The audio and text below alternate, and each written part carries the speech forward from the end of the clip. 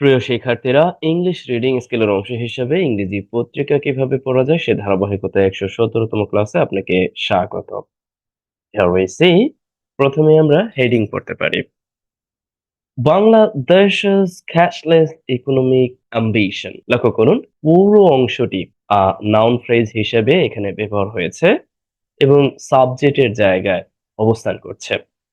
একসাথে বাংলাদেশের এই নগদবিহীন, মানে নগদ যেই টাকাটা দেই ক্যাশ, লেস যুক্ত করে বিহীন, নগদবিহীন অর্থনীতির যে উচ্চাকাঙ্ক্ষা একসাথে। ফেস মানে সম্মুখীন হচ্ছে বা সম্মুখীন হয়েছে। আ ট্রাস্ট ডেফিসিট, ট্রাস্ট মানে হচ্ছে আস্থা, ডেফিসিট মানে ঘাটতি। একটু নোট করতে পারেন। একসাথে অর্থটা দাঁড়ায় যে আস্থার যেই ঘাটতি তার সম্মুখীন হয়েছে। আচ্ছা, আমরা এই বাক্যটি যদি একটু বিশ্লেষণ করি, বাংলাদেশেস এর মানেটা হলো বাংলাদেশের। আমি জাস্ট এইখানে একটু দেখিয়ে দিচ্ছি, লক্ষ্য করেন। বাংলাদেশ আমরা সাধারণত এভাবে লিখি, আর এই অ্যাপোস্ট্রফি এস দিয়ে মূলত বাংলা এইভাবে এই দেশের এই র এর কাজটি করা হয়। আর এই অংশটি হচ্ছে মূলত এখানে নাউন ফ্রেজ একসাথে, ক্যাশলেস ইকোনমি অ্যাম্বিশন মানে নগদবিহীন অর্থনীতির উচ্চাকাঙ্ক্ষা, অ্যাম্বিশন উচ্চাকাঙ্ক্ষা, ফেসেস সম্মুখীন হয়েছে, ট্রাস্ট ডেফিসিট একটি আস্থার ঘাটতি। আচ্ছা, আমরা এটা জানিও বটে, শুধু আস্থার ঘাটতি না, ক্যাশলেস আমাদের যে সোসাইটি বা যে অর্থনীতির চিন্তা আমরা করছি এটা মারাত্মক লেভেলের প্রতারকদেরও ফাঁদে পড়ে গিয়েছে, সে ব্যাপারেও আমরা অবগত আছি। রাইট। আচ্ছা, তাহলে আমরা পেলাম যে বাংলাদেশ মূলত বাংলাদেশের যে ক্যাশলেস ইকোনমিক অ্যাম্বিশনটা আছে এটা আস্থার ঘাটতিতে পরিণত হয়েছে বা এটা সম্মুখীন হচ্ছে। আচ্ছা, আপনিও চাইলে এই জাতীয় বড় বড় সাবজেক্টের মতো করে আপনি নাউন ফ্রেজ ব্যবহার করতে পারেন, ঠিক এইরকম ভাবে অ্যাপোস্ট্রোফি যুক্ত করে। আচ্ছা, এটা আমরা চাইলে অ্যাপোস্ট্রোফির পরিবর্তে অফ যুক্ত করে লিখতে পারতাম। আপনারা যারা অবগত আছেন এই নাউন ফ্রেজটি আপনি অফ যুক্ত করেও লিখে দিতে পারেন অ্যাজ এ হোমওয়ার্ক।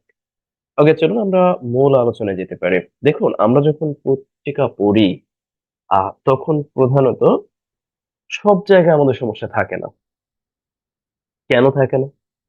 যেমন এই বাক্যটি আপনি যখন পড়বেন, জাস্ট এই বাক্যটি আমি দেখাচ্ছি। এই বাক্যটি যখন আপনি পড়বেন তখন শুধুমাত্র এই লাইস একটা ভার্ব এই জায়গায় এসে আপনি সমস্যার সম্মুখীন হবেন। এছাড়া আমি মনে করি আর কোথাও তেমন একটা সমস্যার সম্মুখীন হবেন না।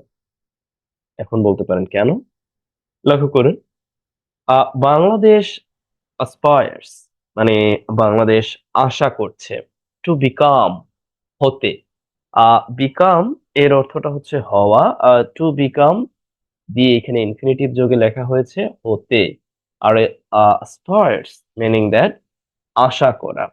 বাংলাদেশ আশা করছে টু বিকাম হতে আ ক্যাশলেস ইকোনমি, একটি নগদবিহীন অর্থনীতি বাই 2031, মানে 2031 সালের মধ্যে।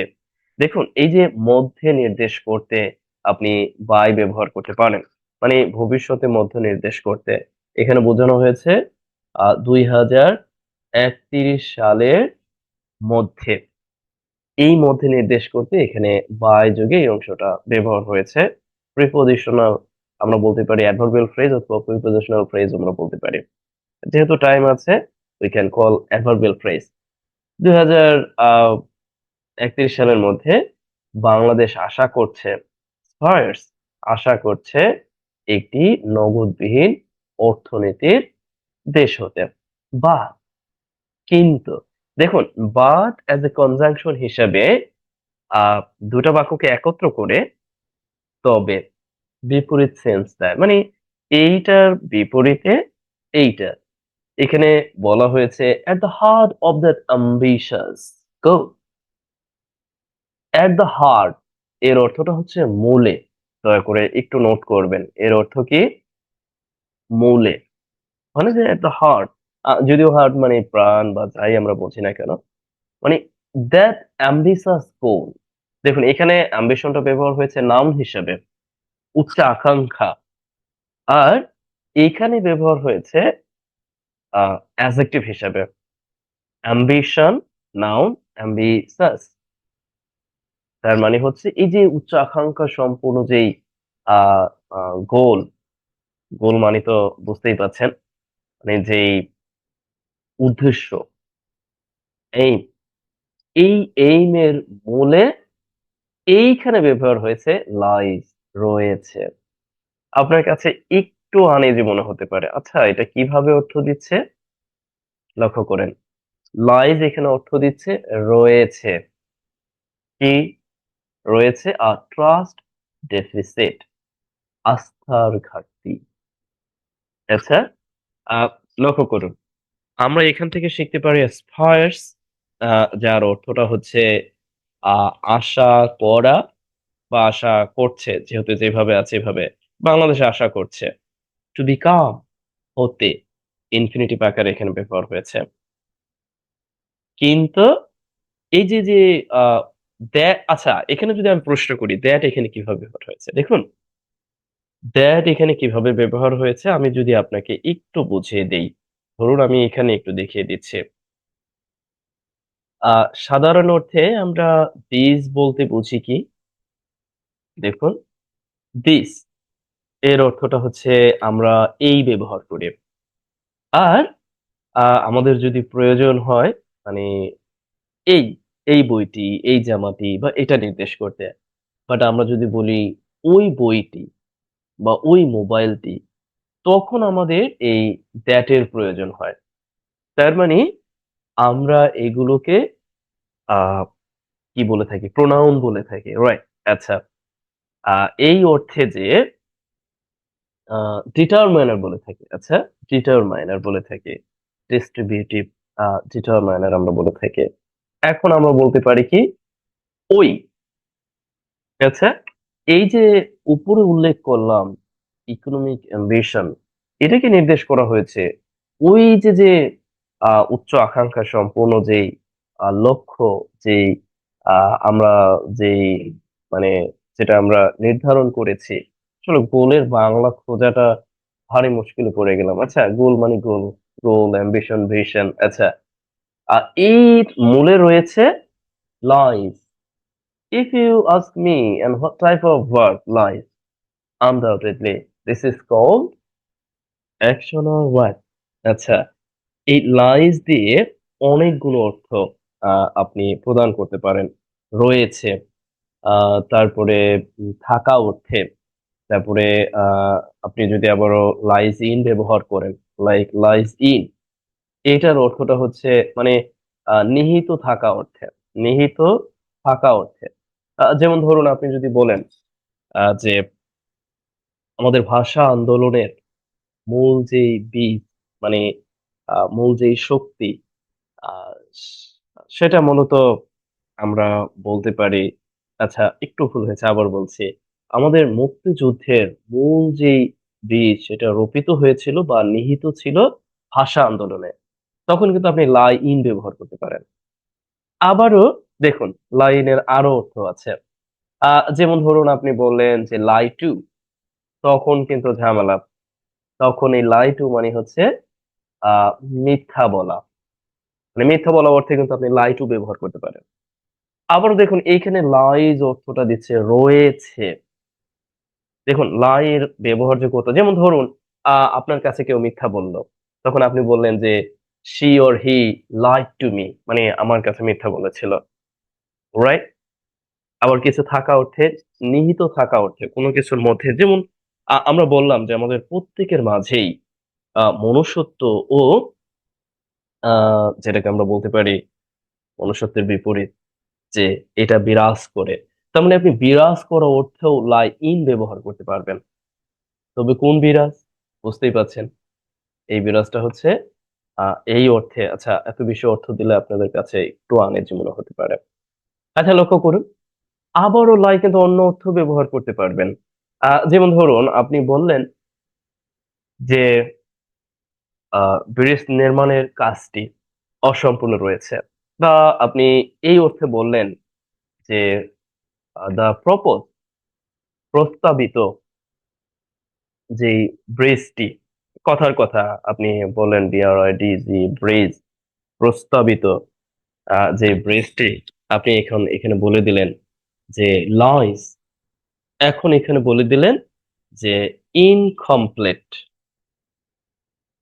রাইট, মানে অসম্পূর্ণ রয়েছে। এরপরে বলে দিলেন বছরের পর বছর ধরে, ফর ইয়ার্স, বছরের পর বছর ধরে এটা অসম্পূর্ণ থেকেছে, যদিও প্রেজেন্ট পারফেক্ট টেন্সে সাহায্য করতে পারেন। বাট এখানে দেখেন, তার মানে আপনি লাই এরপরে আবারও অ্যাডজেক্টিভও ব্যবহার করতে পারেন, লাই এর পরে আপনি নাউন ফ্রেজও ব্যবহার করতে পারছেন। লাই টু, এটার মানেটা হচ্ছে মিথ্যা বলা। আবার লাই ইন, নিহিত থাকা। আমি যদি আপনাকে বলি আহ এইটার পাস্ট নিয়ে বেশ ঝামেলা আছে, আবারও যে আইনজি যুক্ত ফর্মটা নিয়েও বেশ ঝামেলা আছে। এজন্য এই লাইকে বলা হয় কনফিউজিং ভার্বের একটি।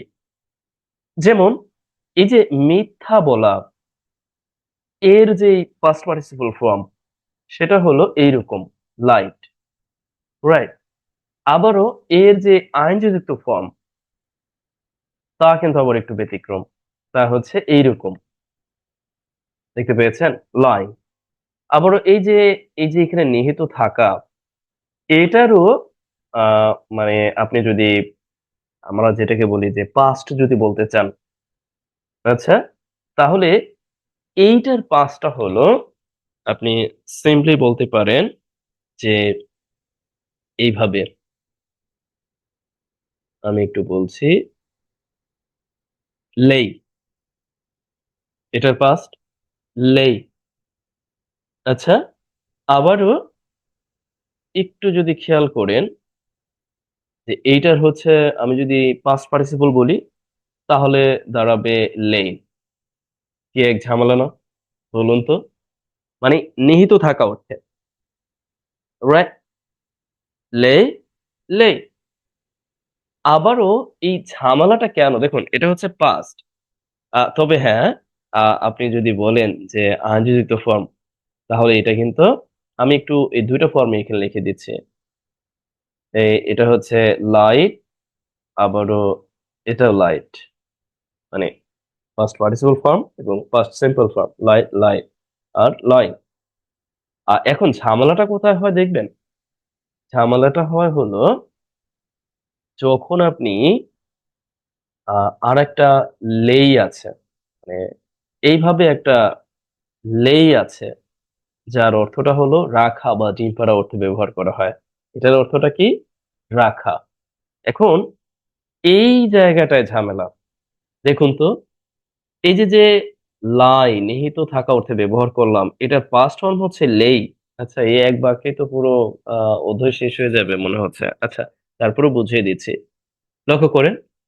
আবার এই যে রাখা অর্থে, রাখা অর্থে কি আমরা লেই ব্যবহার করে থাকি, বা ডিম পাড়া অর্থে। এর আবারও ফার্স্ট পার্টিসিপল ফর্ম যদি আমরা একটু বলি, তাহলে হচ্ছে এইরকম যে লেই, ফার্স্ট পার্টিসিপল ফর্ম আমরা এই অর্থে বলতে পারি যে লেই, এরপর আইনযুক্ত ফর্মটা হচ্ছে এইরকম। বুঝতে পারছেন ঝামেলাটা কোথায়? ঝামেলাটা হলো ঠিক এই জায়গায়। আমরা এই বিষয়গুলোকে যদিও খুঁটিনাটি ব্যাপার মনে করি, তবে ঝামেলাও আছে বটে। আশা করছি এই যে কনফিউজিং ভার্বটা নিয়ে আলোচনার সময় সবাইকে কনফিউশনে ফেলে দেইনি, পরিষ্কার করেছি। I think so you have got. তবে এখানে প্রধান একটি অর্থ আছে যেটা মিস করেছি। এই লাইনের আরেকটি অর্থ হলো, মানে শুয়ে থাকা, মানে হয় না, আপনি বললেন আমি বিছানায় শুয়ে আছি, মানে শুয়ে থাকা অর্থেও আপনি এই লা এর ব্যবহারটা আছে। দেখছেন? কি এক ঝামেলা? আচ্ছা, আপনাদের জন্য বাড়ির কাজ হলো আপনি আ আমি আমার আ বেডে শুয়ে আছি। এই অর্থে আপনি এই লাই ব্যবহার করে একটি বাক্য তৈরি করবেন। আচ্ছা? আর আরেকটি বাক্য তৈরি করবেন যে ধরুন কেউ একজন আপনার কাছে মিথ্যা কথা বলেছে। অবশ্যই তার নাম সরাসরি উচ্চারণ করাটা ঠিক হবে না। আপনি একটা pseudonym দিয়ে বলবেন যে সে আপনার কাছে মিথ্যা কথা বলেছিল। একটু চর্চা করুন। যেমন আপনি এই যে মিথ্যা কথা বলা অর্থে past বা past participle অর্থে আপনি এই lie ব্যবহার করবেন। এই ব্যাপারগুলো কিন্তু সত্যিই আ আ আপনার আ মনে রাখা বা প্রয়োগে দারুণভাবে সাহায্য করবে। আশা করছি আপনি বুঝতে পেরেছেন। আচ্ছা চলুন আমরা পরবর্তীতে দেখার চেষ্টা করি।